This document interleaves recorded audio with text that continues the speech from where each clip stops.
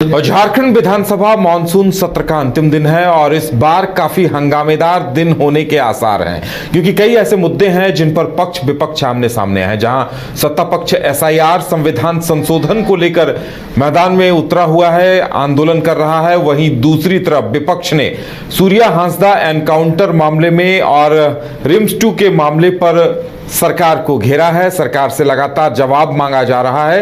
अब कयास ये लगाए जा रहे हैं कि ये जो पूरक मानसून सत्र का अंतिम दिन है काफी हंगामेदार होगा और किन किन मुद्दों पर टकराव के आसार हैं, ये जानने के लिए हम बात करेंगे अपने सहयोगी मदन से। मदन, पूरक मानसून सत्र का अंतिम दिन होगा कल, क्या कुछ होने के आसार हैं? बिल्कुल, देखिए जिस तरह से अगर आप देखें मानसून सत्र के शुरुआत के दिन से ही जो सत्ता पक्ष हैं और विपक्ष हैं, दोनों के तेवर जो हैं वो तल्ख हैं, टकराहट की स्थिति है। और ख़ास करके जब एक गैप के बाद, जब एक दिन के गैप के बाद शुरुआत हुई सदन के सत्र, तो ऐसे में जेएमएम ने अपने विधायक दल की बैठक बुलाई थी और वहाँ एक रणनीति बनी कि किस तरह से हमें विपक्ष के सवालों को जवाब देना है और साथ ही अपने सवाल किस तरह से लाने, अपने इश्यूज को कैसे उठाने हैं। तो ऐसे में सीधे तौर पर अगर आप देखें तो सत्ता पक्ष भी अपने पास कई विषयों को लेकर रखा, जैसे में एसआईआर के खिलाफ आंदोलन करना या विरोध करना, प्रदर्शन करना, सदन के बाहर और सदन के भीतर दोनों जगहों पर लगातार सत्ता पक्ष के नेता जो हैं वो विरोध करते हुए नजर आए। दूसरी तरफ अगर देखें तो जो 130वां संशोधन केंद्र सरकार के द्वारा लाया गया है, उसके खिलाफ में खास तौर पर जेएमएम के विधायक और नेता मंत्री जो हैं वो खास करके विरोध करते हुए नजर आए। तो ये हम कह सकते हैं कि टकराहट की स्थिति सदन में बनी हुई है। विपक्ष 3 विषयों पर चर्चा चाहती थी, 3 विषयों पर जवाब चाहती थी सरकार की। सबसे पहला अगर देखें तो सूर्या हांसदा के हत्या के मामले की जांच जो है सीबीआई से कराने को लेकर आवाज शुरू दिन से विपक्ष उठाता रहा। दूसरे दिन अगर आप देखें तो जो रिम्स 2 की जमीन को लेकर के लगातार प्रदर्शन होता रहा कि ये जमीन छोड़कर कहीं और निर्माण कराया जाए।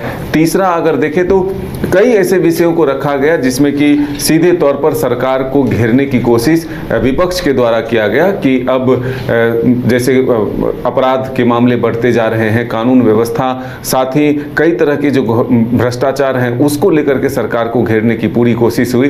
तो अब कल जो सदन की कार्रवाई शुरू होगी तो उससे पहले भी विपक्ष के द्वारा एसआईआर को लेकर जो सदन से एक प्रस्ताव पारित हुआ है, कल ही संसदीय कार्य मंत्री राधा किशोर ने जो पारित किया है, उसको लेकर के विरोध विपक्ष के तरफ से होगा कि झारखंड में बांग्लादेशियों को वोटर बनाना चाहती है ये सरकार। ये आरोप है विपक्ष का और इसी का विरोध जो है मूल रूप से देखने को मिलेगा। साथ ही सूर्या हांसदा पर सरकार से जवाब चाहेगी। तो कल सदन के आखिरी दिन मुख्यमंत्री का जवाब भी होगा, सदन का आखिरी एक तरह समाप्ति संबोधन जो होता है वो भी होगा। तो उसमें तमाम बातें आएगी, लेकिन किस तरह से सरकार को घेरने की कोशिश कल फिर से विपक्ष करती है।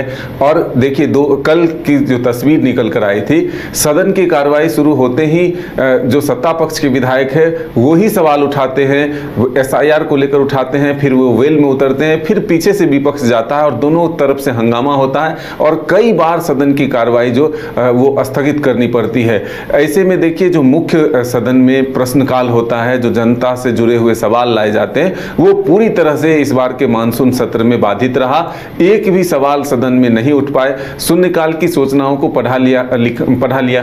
मान लिया गया, लेकिन और जो प्रश्नकाल होते हैं वो बाधित रहे। तो ऐसे में अब ये जरूर है कि सरकार ने अपना कामकाज जरूर निपटाया। 5 विधेयक कल पास हुए, लेकिन जो मूल रूप से किसानों पर चर्चा भी हुए, लेकिन जनता से जुड़े हुए सवाल जो महत्वपूर्ण थे, जो विधायकों के द्वारा जनप्रतिनिधि के तौर पर अपने अपने क्षेत्रों के सवाल लाए जाते हैं, वो धरे के धरे रह गए। अब आखिरी दिन भी क्या सदन की कार्रवाई हंगामे के भेंट चढ़ती है या फिर सुचारू रूप से चलता, ये देखना होगा। चलिए, जनहित के कई मुद्दे होंगे जिन पर चर्चा होनी होगी और कई विधायकों को अपने अपने क्षेत्र के मुद्दे उठाने भी होंगे, लेकिन क्या सार्थक चर्चा होगी या फिर सदन का अंतिम दिन हंगामे की भेंट चढ़ेगा, ये देखने वाली बात होगी।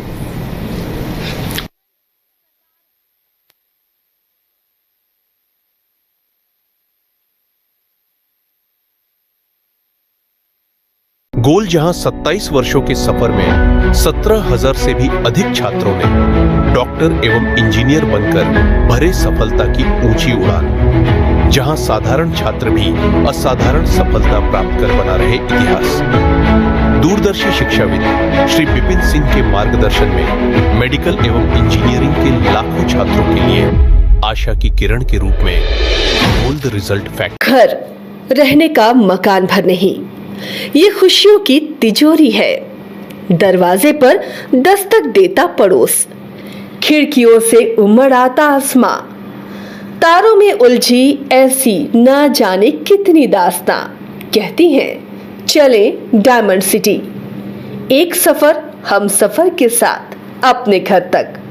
Diamond city, life long bonding, 500 से ज्यादा खुशहाल डायमंड परिवार। जल्दी करें, सिर्फ 200 फ्लैट बाकी। आज ही बुक करें अपना आशियाना।